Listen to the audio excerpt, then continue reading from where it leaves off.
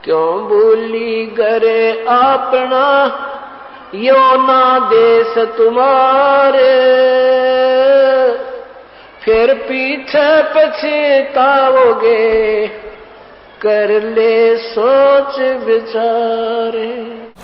पुण्यात्माओं, एक जैसे किसान खेत में बीज बोता है, खेत भी संवार दिया और बीज भी ओरिजिनल हो, यानी गेहूं का बोआ है तो गेहूं का ही हो और गेहूं का भी अच्छा बीज हो, मरे हुए दाने ना हो।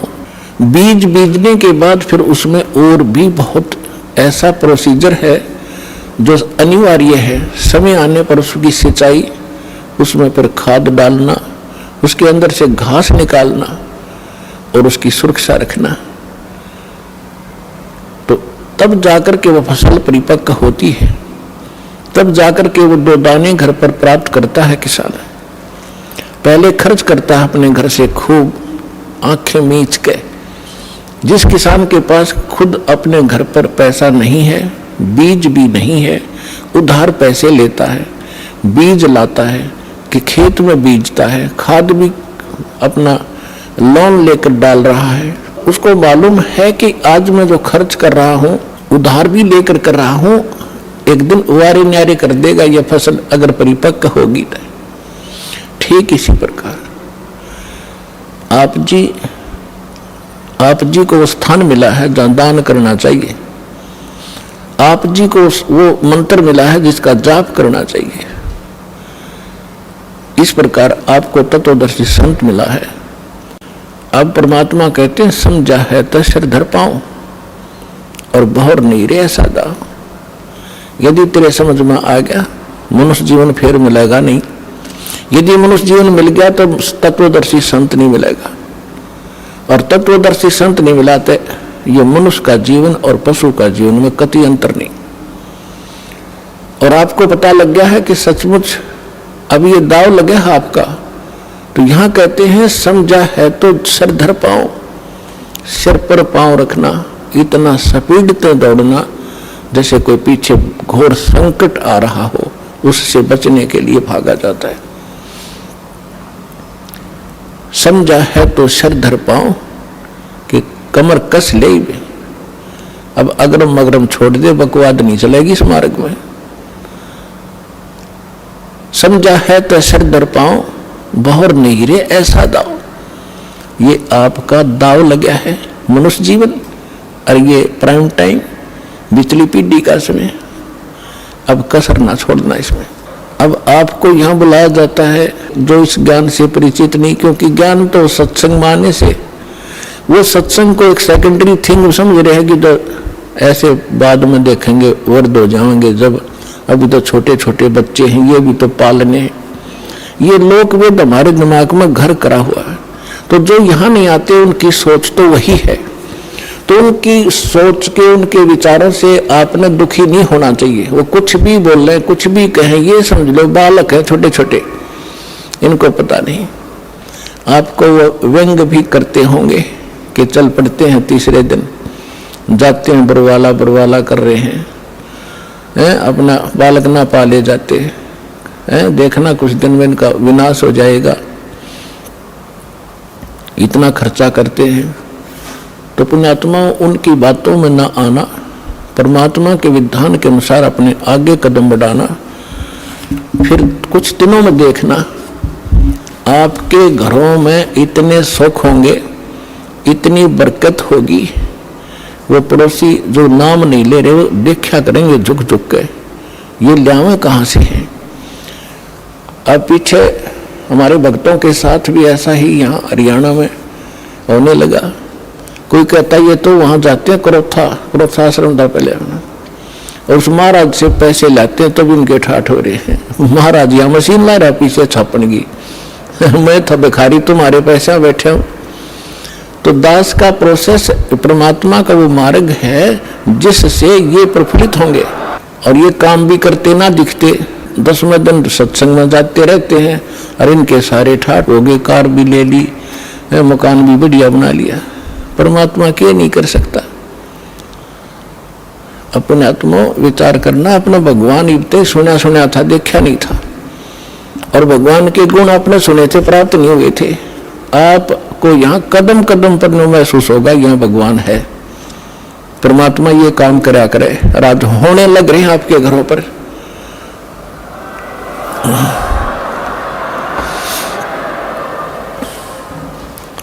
तो आप जी को यहां बुलाकर आपको यहां अमृत पिलाया जाता है, आपकी आत्मा को स्वस्थ बनाया जाता है। जैसे छोटा सा बालक होता है, लड़का या लड़की, गली में बच्चों के साथ खेल रहा होता है और वो तो इतना मस्त हो जाता है बच्चों में, उसने खाने पीने की भी परवाह नहीं होती। फिर माँ जाती है कि काफी देर होगी मेरे बच्चे ने आया नहीं, ना खाना खा गया ना दूध पी कर गया। वह गली में जाती है, उसको कहती है तू आजा, खाना खा ले, दूध पी ले। वो नहीं आता है, वो तो मस्त है खेलने में। उसको उठाकर लाती है, उसका हाथ पैर मुंह धोकर उसको दूध पिलाती है, और वो दूध पीता पीता भी नहीं सोचा है कि एक बार छोड़ दे माँ फिर भागू मैं, लेकिन वो नहीं छोड़ती है, उसको पेट भर के और फिर छोड़ देती है कि ले तू खेला। तो इसी प्रकार आपको यहाँ बुलाया जाता है, ये आत्मा का आहार आपकी आत्मा को यहाँ खिलाया और पिलाया जाता है, फिर आपको छोड़ दिया जाता है कि जाओ खेल आओ तुम, और फिर आ जाइए थोड़ी अगले महीने। अब उस बच्चे को मालूम नहीं कि माँ इतना क्यों संघर्ष कर रही है। माँ को मालूम है ये अच्छा दूध पीएगा, जल्दी बेटी या बेटा स्वस्थ रहेगा और जल्दी युवा हो जाएगा।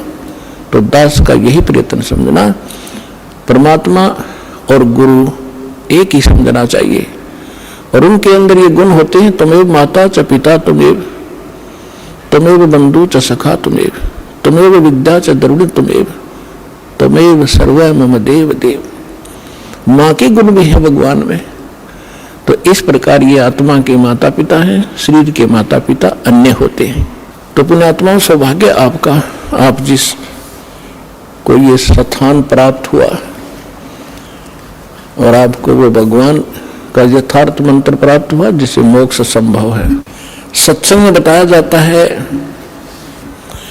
कबीर थोड़ा जीवना ये मंडे बोत मुंडाने, सब ही उबा पंथ सिर राव रंक सुल्तानी। परमात्मा कहते हैं थोड़ा सा तो जीवन है, और इसका ये भी ना मालूम ये है कितने दिन का।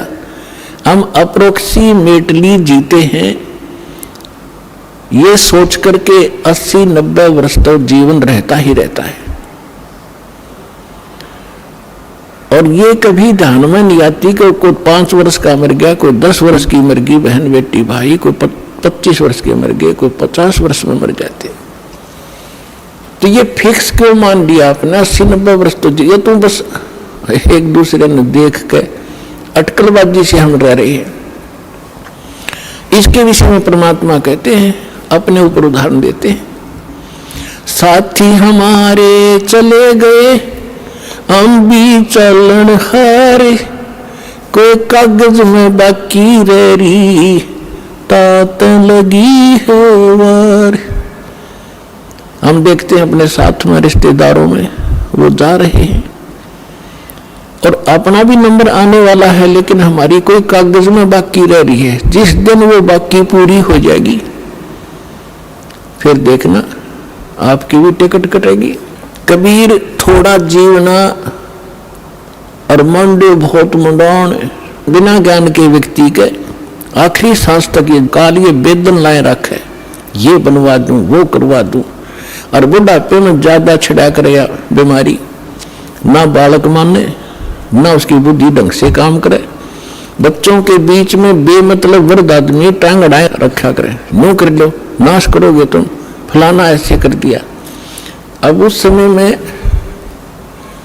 जब बच्चे सियाने हो जाते हैं वो अपनी सूझबूझ से बहुत अच्छा ही करते हैं, और होना उनका वही है जो उनकी किस्मत में लिखा है। तो उससे परमात्मा कहते हैं कि रहना थोड़े से दिन है, और ना जाने कहां तक कि तू एस्टिमेट लगाए बैठा है, ये कर दूंगा, वो कर दूंगा, कोठी बना दूंगा, 2 प्लाट ले लेता हूं। परमात्मा कहते हैं ये बिना ज्ञान के डले ढोरे हो तुम, 1 मिनट का भरोसा नहीं, और मुकदमे कर रहा जमीन पे। कौरव पांडव लड़के मर गए इसी पृथ्वी पर, या यही रहेगी, और वो सत्यानाश करवाएंगे। इन्हीं एकड़ जमीनों पर, इन किलों पर जो आज आप कब्जा करे बैठे हो, अरबों खरबों प्राणी मर गए इनको अपना मान के।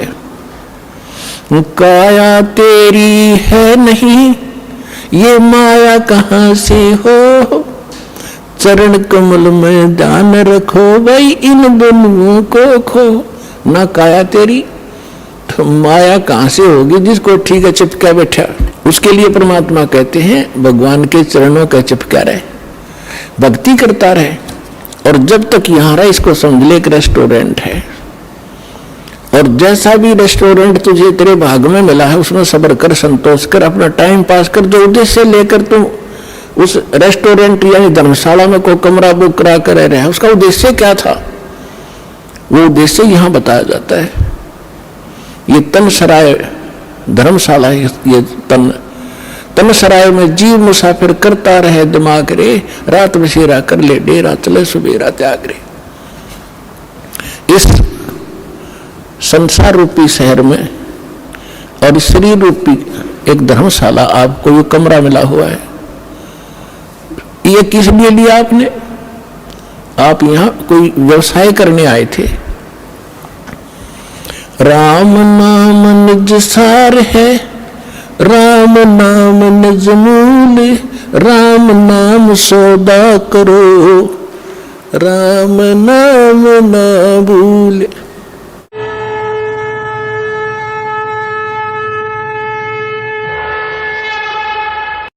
हमसे जुड़े रहने के लिए हमारे YouTube चैनल को सब्सक्राइब करें और नई वीडियो की नोटिफिकेशन के लिए बेल आइकॉन को दबाएं। अगर आप ये वीडियो Facebook पर देख रहे हैं तो लाइक जरूर करें और ज्यादा से ज्यादा शेयर करें। धन्यवाद।